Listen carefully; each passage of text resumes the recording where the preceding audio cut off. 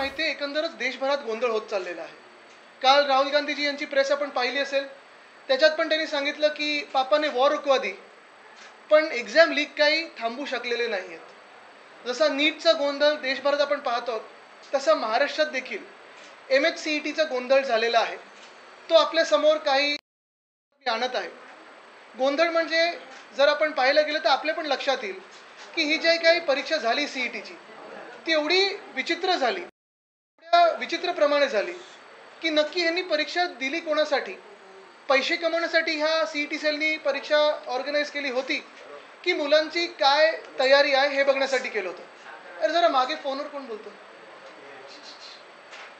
नक्की काय केलं होतं हे आपण लक्षात घेणं गरजेचं आहे. एकंदर जर आपण महाराष्ट्रात पाहिलं तर आत्ता पण आपण पहा पोलीस भरती जी सुरू आहे, मला वाटतं पुण्याकडे पण थोडं आंदोलन सुरू आहे की पावसाळ्यात ही पोलीस भरती कशासाठी? निवडणुकीच्या तोंडावर तुम्ही हा गोंधळ घालताय का? त्या पोलीस भरतीमध्ये पण आपण जर एकाच जिल्ह्याचे धुळे जिल्ह्याचे जर क्वालिफिकेशन पाहिले कोण कोण पोलीस भरतीसाठी गेले, साधारणपणे 17,500 पद आहेत पोलिसांमध्ये. 17 लाख की 17.5 लाख विद्यार्थी किंवा ह्याच्यात ॲप्लिकेंट्स आलेले आहेत. म्हणजे एकंदर महाराष्ट्रातली जॉबची परिस्थिती आपण पाहू शकता. ह्याच्यात ॲप्लिकेंट्स कोण कोण आहेत पोलीस भरतीमध्ये? पोस्ट ग्रॅज्युएट 138 आहेत, BSc 166 आहेत, BSc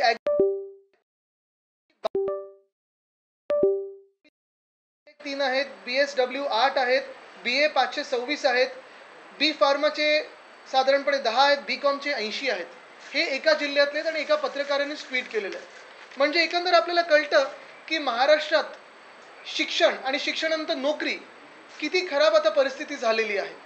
पण जो आम्ही ज्या पेपरबद्दल बोलत आहोत, ज्या कॉमन एंट्रन्स टेस्टबद्दल बोलत आहोत, आमचे जे सेनेट सदस्य प्रदीप सावंतजी असतील, राजन कोळंबकरजी असतील, या दोघांनी हा विषय हाती घेतला होता. आपल्यातून देखील मला वाटतं अनेक बातम्यांमध्ये हे दिसलं, न्यूजपेपर्समध्ये देखील आलं होतं. आता मूळ मुद्दा ह्याच्यात काय आहे? आमची मागणी ही आहे की कोणालाही री एक्झाम नको आहे. पहिलंच मी स्वच्छ आणि स्पष्टपणे सांगतो की CETमध्ये री एक्झाम कुठच्याही विद्यार्थ्यांना नको आहे. पण आज जो गोंधळ झालेला आहे तो ह्या परीक्षा तुम्ही कशा घेतल्या, त्याच्यानंतर मार्क कसे दाखवले आणि आता रिझल्ट जो लागलेला आहे त्याच्यावरनं गोंधळ झालेला आहे. पहिला गोंधळ हा आहे की ह्या पेपरमध्ये CETमध्ये CET सेलची स्वतःची एक नोटीस आलेली आहे, रिवाइज नोटीस आलेली आहे. त्याच्यात तुम्हाला सांगतो एकंदर 30 सेशनमध्ये 2 पेपर घेतले होते. CET जी इंजिनिअरिंगसाठी आहे त्याच्यात 24 बॅचेसमध्ये एक पेपर दिला गेला. किती? 24. म्हणजे जी नीट आपण एका पेपरमध्ये देशभरात देतो, ह्या महाराष्ट्रामध्ये आपल्या महाराष्ट्रामध्ये CET सेलनी एक पेपर 24 बॅचेसमध्ये वेगळा वेगळा घेतला. त्याच्यात अर्थात वेगळे वेगळे प्रश्न होते, सिलेबस वगैरे काही आधी कोणाला सांगितलं नव्हतं. पण त्या 24 पेपरमध्ये ह्या अनेक वेगळ्या बॅचेस बसल्यानंतर साधारणपणे ऑब्जेक्शन घेण्यासाठी तुम्हाला 1000 रुपये लागतात. जर तुम्हाला वाटलं की तुम्ही कुठेतरी पेपरमध्ये काही चूक केली आहे, CET सेलकडून काही चूक झाली आहे किंवा उत्तरपत्रिकेत काहीतरी तुम्ही चुकीचं त्याच्यात दाखवलेलं आहे आणि मला करेक्शन पाहिजे, साधारणपणे 1000 रुपये घेतात. बरोबर ना प्रदीपजी?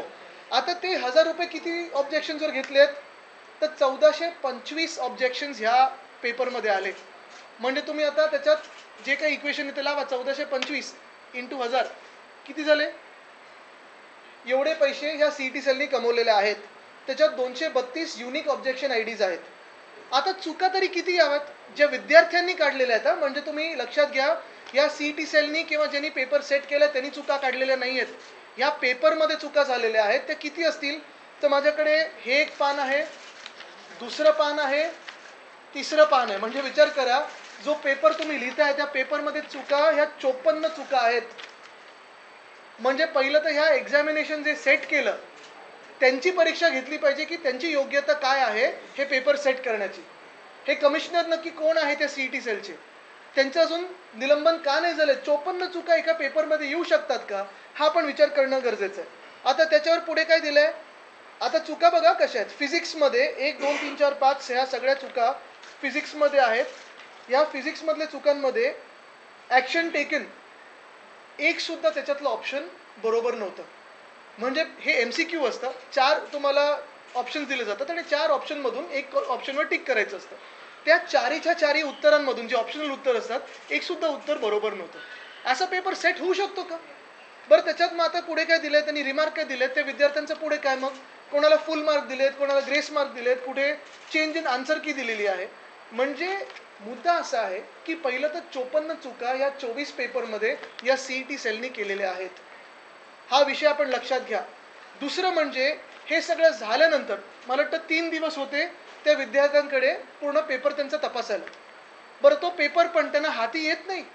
तो पेपर लगेच याच्यावरनं गायब होतो वेबसाईटवरनं, आणि जे उत्तर येतं किंवा जे तुमचे मार्क येतात, मार्क तुम्हाला दिसत नाहीत, पर्सेंटाईल येतं. आता पर्सेंटाईलमध्ये गोंधळ असा झालेला आहे, काही काही ठिकाणी कमी मार्क मिळूनही जास्ती पर्सेंटाईल मिळालेत, आणि काही काही बॅचमध्ये चांगली मार्क मिळूनही कमी पर्सेंटाईल मिळाले. आमचा पहिला सवाल ह्या सीईटी सेलला हाच आहे की तुम्ही हे जे पर्सेंटाईल ठरवलेलं आहे ते कसं ठरवलेलं आहे, काय गणित बसवले तुम्ही हे पर्सेंटाईल ठरवण्यासाठी, कारण ह्या पर्सेंटाईलवरनं तुम्हाला ॲडमिशन पुढची मिळणार आहे. तर ते पर्सेंटाईल तुम्ही ठरवले काय इक्वेशन आहे हे तुम्ही सगळ्या विद्यार्थ्यांना बोलवा, आम्हाला पण बोलू नका. जनता दरबार घ्या, पाहिजे तर मंत्र्यांनी जनता दरबार घ्यावा, मंत्र्यांचा याच्यात इंटरेस्ट असला तर, आणि त्यांनी जनता दरबार घेऊन विद्यार्थ्यांना दाखवावं की हे पर्सेंटाईल कसं ठरवलेलं आहे. उत्तर एक जे प्रदीपजी आणि राजनजीनं आलं ते उत्तर असं होतं, जे सीईटी सेलकडून आलं जेव्हा त्यांनी परवा तोंडी चर्चा केली, की काही काही पेपर कठीण होते आणि काही काही पेपर सोपे होते. म्हणजे तुम्ही विचार करा, एकच पेपरची एंट्रन्स टेस्ट 24 बॅचमध्ये वेगळी घेतली. आता हे कठीण पेपर होते की सोपे पेपर होते हे कोणी ठरवलं? म्हणजे काही काही एका बॅचमध्ये हुशार विद्यार्थी असतील आणि सगळ्यांनाच पेपरमध्ये चांगले मार्क मिळाले, तो सोपा पेपर झाला का? कठीण पेपर आणि सोपा पेपर सेट कोण करतं हा दुसरा विषय आहे. तिसरा विषय आहे की ह्या 24 बॅचमधून अजूनही टॉपर कोण हे कोणालाच माहिती नाही आहे. खरं तर पर्सेंटाईलची गरजच नाही आहे. मुळात जर तुम्ही आन्सर शीट जसं सगळ्या विद्यापीठांमध्ये मिळतं, काही ठराविक पैसे दिले की ते आन्सर शीट मिळतं, असं आन्सर शीट ह्या पेपरमध्ये का नाही मिळत आहे? ह्याच्यात काही नॅशनल सिक्युरिटी थ्रेट आहे का, न्यूक्लिअर बॉम्ब वगैरे रसायन आहे का ह्याच्यात, की आम्ही आता आन्सर शीट देऊच नाही शकत? तुम्हीच दिलेलं उत्तर आहे नाही, मग तुम्ही आन्सर शीट का नाही देऊ शकत आहे? बरं, प्रत्येक बॅचमध्ये या 24च्या बॅचमध्ये तुम्ही कोणाला किती मार्क मिळाले ते दाखवा. ते दाखवायला तयार नाही, आन्सर शीट दाखवायला तयार नाही, पर्सेंटाईल काढले कसे दाखवायला तयार नाही. पण तुम्ही सांगताय की काही काही पेपर कठीण होते, काही काही पेपर सोपे होते. पारदर्शकता ह्याच्यात का नाही आहे ह्याचा प्रश्न आज सगळे विद्यार्थी करत आहेत. आणि मग मूळ मुद्दा हाच येतो की ही एक्झाम मध्ये मेरिट आहे की नाही आहे, नक्की ह्याच्यात तुम्ही काय साधत आहात, तुम्ही पर्सेंटाईलमधून नक्की काय साधलं आहे, हे जे उच्च शिक्षण मंत्री आहेत त्यांनी आम्हाला उत्तर द्यावं. कारण त्यांचं जे आपण पाहत आहे त्यांना त्यांच्या खात्यात इंटरेस्ट नसतो. प्रभारी केलेत, पर्यावरण मंत्र्यांना महाराष्ट्राचे प्रभारी केलेत, आता इकडचे जे मंत्री आहेत कुठच्या दुसऱ्या निवडणुकीत प्रभारी आहेत का आम्हाला माहिती नाही. पण एकंदर जर आपण पाहिलं तर मिंदे सरकार असेल आणि देशाच्या विद्यार्थ्यांचं वाटोळच करायचं हे ठरवल्यानंतर हे असं सगळं लोकांसमोर यायला लागतं. आता काही काही आमच्याकडे आन्सर शीट आहेत, आम्ही त्या दाखवू शकतो आणि दाखवायच्या देखील नाही आहेत, कारण त्याच्यावर काही विद्यार्थ्यांची नावं वगैरे आहेत. पण 0.7 ह्याला जास्ती पर्सेंटाईल मिळाले, 6.5 ह्याला कमी पर्सेंटाईल मिळाले. हा अर्थ काय याच्यात? आमची मागणी हीच आहे की ह्या पूर्ण प्रक्रियेत पारदर्शकता यावी, जे मार्क आहेत ते दाखवावेत, आन्सर शीट द्यावेत, आणि जे टॉपर आहेत ते दाखवावेत. पर्सेंटाईलची गरजच नाही आहे. यामध्ये तुम्ही म्हटलं की फेर परीक्षा नको आहे, मग नेमका काय सोल्युशन काय आहे? सोल्युशन एकच आहे, जसं मी सांगितलं की जी आता एक तर 54 जी चुका झालेल्या आहेत, प्रत्येक ऑब्जेक्शन जे रेज झालेले 1425 ऑब्जेक्शन जे असतील, योग्य असतील किंवा अयोग्य असतील, त्याचे पैसे त्यांनी विद्यार्थ्यांना परत द्यावे. 1000 रुपये त्यांनी काढलेले त्याच्यातून. हा स्कॅम पण असू शकतो की जास्तीत जास्त चुका सीईटी सेलकडून व्हाव्यात, म्हणजे ऑब्जेक्शन होतील, ऑब्जेक्शन झाले की ते सीईटी सेलची जी एजन्सी आहे त्यांना पैसे मिळतील 1000. आता तुम्ही बघा ना, 1425 चुका आणि इंटू 1000 केलं तर किती पैसे होतात? आता हा एक विषय झाला. दुसरं सोल्युशन हे आहे की प्रत्येक पेपरचं तुम्ही मार्क जाहीर करा ना, आन्सर शीट द्या तुम्ही. जर विद्यार्थ्यांसाठी 3 दिवस तुम्ही ओपन ठेवली होती आन्सर शीट, मग कोणी स्क्रीनशॉट काढला तर त्याच्यावरही त्यांनी ऑब्जेक्शन घेतले की तुम्ही स्क्रीनशॉट काढलाच कसा? काय नक्की तुम्हाला लपवायचा प्रयत्न आहे याच्यातून? तुम्ही म्हटलं की 24 वेगवेगळ्या बॅचमध्ये पुढच्या वर्षी एक बॅच झाली पाहिजे. मग एकच पेपर सगळ्यांना पुढच्या वर्षीपासून एक पेपर झाला पाहिजे, आणि ते आम्ही आमचं सरकार आल्यानंतर करू. आमचं सरकार ह्या ऑक्टोबर नोव्हेंबरमध्ये बसल्यानंतर आम्ही करू. दुसरी गोष्ट मी आत्तापासून सांगतो की पारदर्शकता आत्तापासून आली पाहिजे, ह्याच्यावर चौकशी लागली पाहिजे, आणि जे कमिशनर आहेत ते सस्पेंड झाले पाहिजे. देशभरापासून ते राज्यभरापर्यंत शैक्षणिक बाबतचा जो काही गोंधळाची मालिका आहे ती थांबताना दिसतच नाहीये. काय थांबताना दिसतच नाहीये. आपण पहा, सगळीकडे जो एक उद्रेक दिसत आहे आपल्याला तो जॉब्सवरून दिसत आहे. मग आरक्षणाची मागणी असो की कुठची असो, ही साधारणपणे आपल्या देशात बेरोजगारी वाढत चालली आहे. रोजगार हवेत, तरुणाई वाढत चाललेली आहे, पण तरुणाईच्या हाताला रोजगार नाहीत. आणि जे आम्ही सतत सांगत आलेलो आहे की आमचं हिंदुत्व हृदयात राम पण हाताला काम आहे. आज आपण बघतोय भाजपच्या हृदयातनं राम आहे ना खरं बोलत आहेत, ना तरुणांना हाताला काम देत आहेत. आणि मूळ मुद्दा हाच आहे की ह्याच्यावर कुठे ना कुठेतरी मिंदे सरकार बोलणार आहे की नाही, की पुन्हा एकदा आम्हाला आंदोलन करायला लागणार आहे.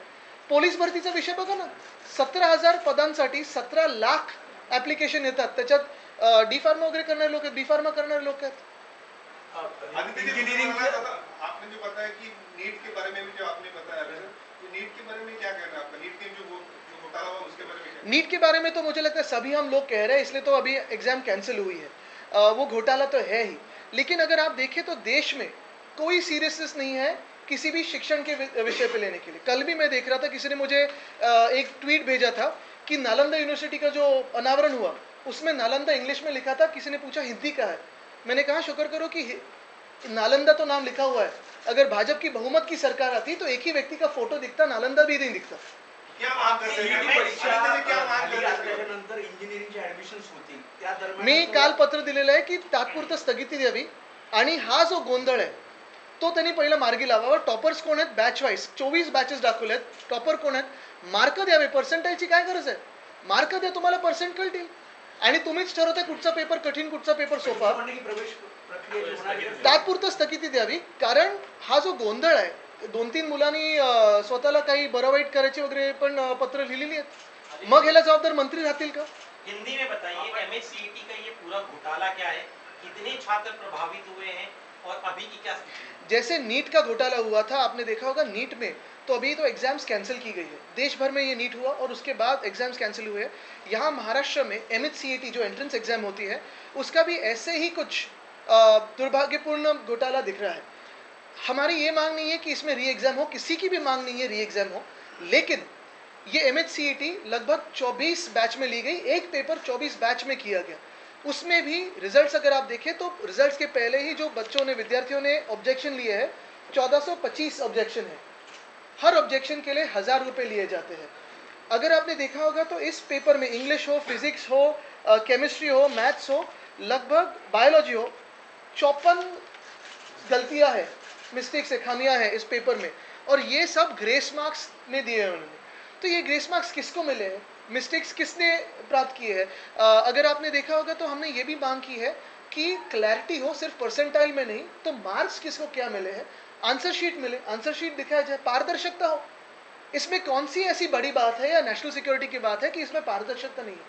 बात यही है, हम सिर्फ यही मांग रहे हैं कि किसको कितने मार्क्स मिले, कौन टॉपर है, क्या मेरिट है, ये बताओ. अकाउंटेबिलिटी, चाहे पेपर लीक हो चाहे इस तरह का घोटाला हो, अकाउंटेबिलिटी कहीं भी सेट होती हुई नजर नहीं आ रही. आपकी क्या मांग है? अकाउंटेबिलिटी तो है ही नहीं. पेपर घोटाला हो या रेल का कोई एक्सीडेंट हो, कौन अकाउंटेबिलिटी दे रहा है देश में? पोलीस भरती सुद्धा पुढे ढकलत no no, NET not NEET. Police भरती सुद्धा पुढे ढकलावी अशी उमेदवारांची मागणी UGC होती. कारण राऊंड्स मध्ये चिखल झालाय, अशा परिस्थितीमध्ये त्यांना मला वाटतं पुण्याकडे आंदोलन पण झालेलं आहे आणि आपण पाहत असाल पोलीस भरती पण ज्या परिस्थितीत होते, मग ते ईस्टर्न एक्सप्रेस हायवेला होते वगैरे, ही सगळी परिस्थिती एकदमच वाईट असते. कमीत कमी सुविधा दिल्या जातात त्या सगळ्या विद्यार्थ्यांना किंवा तरुण मुला-मुलींना. मुद्दा हाच आहे की त्या लोकांचं पण ऐकून घ्यावं. आहे नक्की एक मागणी आहे की आत्ताच भरती व्हावी, दुसरी मागणी आहे की पावसानंतर व्हावी. त्याच्यात योग्य तो मार्ग काढावा. पण तो पण विषय एवढा मोठा आहे. आपण पहा, 17.5 लाख ॲप्लिकेशन 17,000 पदांसाठी आलेले आहेत आणि ह्याच्यातून नक्की किती लोकांची भरती घेणार आहेत, काय नक्की त्यांना पुढे पद मिळणार आहेत, ही सगळी स्पष्टता आहे. Not uniform. नीट मामले में net UGC net. Election commission असेल, सीईटी परीक्षा असेल, नीट परीक्षा असेल किंवा लोकसभेमध्ये जे काही मतदानाच्या वेळेला झालेला प्रकार असेल, असं नाही वाटत की आता रस्त्यावर उतरायची वेळ आली? नाही, पहिल्यांदा ह्या चुका पाहिल्यानंतर, 54 चुका पाहिल्यानंतर मला वाटलं इलेक्शन कमिशनने हा पेपर घेतलाय की काय. नीट मामले में एक सवाल है आपका. विद्यापीठाची सिनेट होती, त्यात नोंदणी करण्यात आली होती.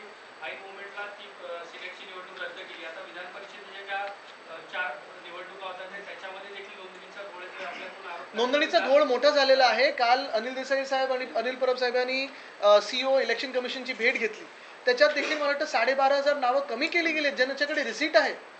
म्हणजे ही सगळी निवडणूक सेटिंगनी चालली आहे का? नीट मामले में एक सवाल है मेरा.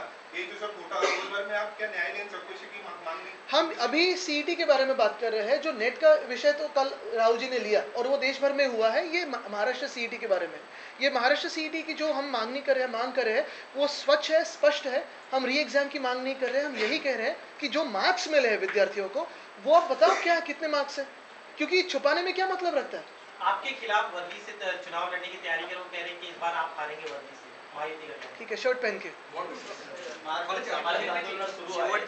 सामाजिक आंदोलन तुम्ही शेवटचं म्हणजे संपवत आहे वाटतं। सामाजिक आंदोलन सुरू आहेत पण हाके यांनी देखील ओबीसी आरक्षणाचं आंदोलन सुरू केलं शिवसेनेकडे या संदर्भात बघा, एक महत्त्वाची गोष्ट हीच मी आत्ता पण हाच विषय घेतला होता की आरक्षणाची पण जी मागणी आहे, महत्त्वाचं म्हणजे आज जरी कोणालाही दिलं तरी जॉब्स कुठे आहेत जो आज महाराष्ट्र सरकारने घोळ घातलेला आहे। पोलीस भरती असेल, मग त्याच्या आधी तलाठी भरतीचा विषय होता, 200 मार्काच्या पेपरमध्ये 214 मार्क मिळाले होते। पेपर फुटीचा विषय आहे। सगळे जे उद्योग आपल्या राज्यातून चाललेले आहेत, गुजरातला जर चुकून हे विधानसभा जिंकले तर आपलं मंत्रालय देखील नेतील गुजरातला। मुख्य गोष्ट ही आहे की आज सामाजिक तेढ एवढ्यासाठीच निर्माण होत आहे कारण सामान्य नागरिकाला आज जॉब्स मिळत नाहीत, हाताला काम नाही मिळत।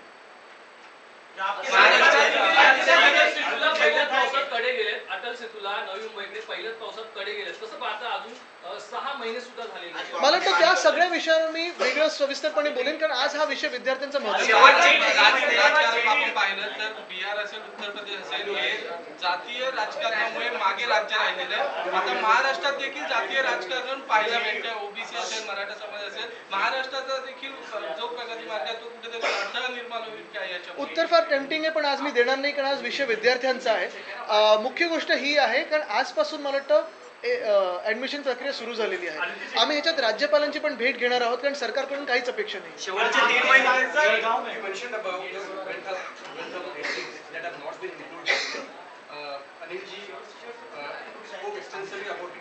Yes.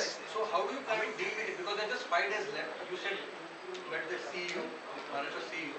When this fight is left, how do you deal with it? They have whatever has been brought to their notice, they have taken due note of it, and we have told them also that hardly 4-5 days are left. On 26th the elections polling will be taking place. So it is their duty when they have issued the supplementary and the names were excluded, it is their duty to check, and if the exclusion was proper as far as their contention, then they have to explain it that this because of this reason your form was rejected. Otherwise they will have to come out with a fresh supplementary and that will be made known on public address system. Wide publicity should be given that these are the names which have been added so that the concerned voter will exercise his franchise. So that has been accepted. शेवटच्या काही महिन्यांमध्ये काम करून काय होत नाही यासाठी आम्ही तुम्हाला बिनशर्त पाठिंबा दिला नव्हता असं अमित ठाकरे म्हणतात। सोडून दे। पुलिस स्टेशन पे स्टोन पेल्टिंग की कुठे? जळगाव में an angry mob attacked a police station because 6-year-old girl was treated badly. So what would your reaction? मला वाटतं एकंदर आपण पाहिलं असेल महाराष्ट्रात कायदा सुव्यवस्थेची जी परिस्थिती आहे ती एकदमच खराब होत चाललेली आहे। तरी देखील ह्या विषयावर मी थोडी माहिती घेऊन बोलीन कारण मला माहिती नसताना त्याच्यावर बोलायचं नाही, थोडी अजून माहिती घेऊन मी बोलीन। मध्ये एक प्रश्न है कि भाजपा का जो सहयोगी है एनडीए EDIT CBI जेडीयू अच्छा मांग की नीट की परीक्षा पूरी तरह से रद्द की जाए जो पेपर लीक बिहार से खुद हुआ है। क्या मुझे लगता है कि उन्होंने काफ़ी सारे मांगे की है। चुनाव के पहले जो मांगे की है, उसके बाद भी जो मांगे की है वो तो है ही, लेकिन मैं सिर्फ उनसे यही कहूँगा जो अनुभव के बोल है, स्पीकर का पद जो है वो एक तो जदयू के पास रखिए, नहीं तो टीडीपी के पास रखिए, नहीं तो आपको री इलेक्शन का भी मौका नहीं मिलेगा। आदित्य जी, नवी मुंबई से तस्वीर सामने आई है जहाँ पर एक बार फिर मराठी बनाम हिंदी की झड़प देखने मिली है। एमएनएस के कुछ कार्यकर्ता हैं जो दुकानदार को इसलिए पीट रहे हैं क्योंकि वो मराठी नहीं बोल रहा है। मुझे लगता है कि ये सारे विषय मैं बाद में लूंगा क्योंकि आज जो विषय है विद्यार्थियों का है, MHCET का विषय है, लाखों विद्यार्थी इसमें अफेक्टेड है और हम सरकार से जवाब अपेक्षित है हमें क्योंकि ये एडमिशन प्रोसेस आज से शुरू होने जा रही है। रही बात कुछ सुपारी वाले पार्टियों की, उसमें मैं नहीं जाता क्योंकि वो हर चुनाव में जागरूक होते हैं और कुछ ना कुछ यहाँ वहाँ पब्लिसिटी स्टंट करते हैं, वोटों की बंटवारा करते हैं और फिर शांत हो जाते हैं। धन्यवाद।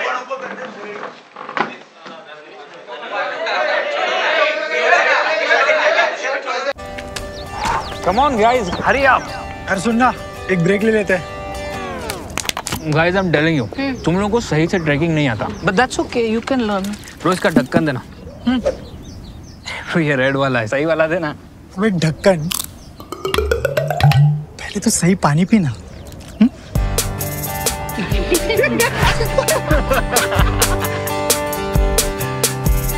Manikchand Oxyrich, proudly Indian.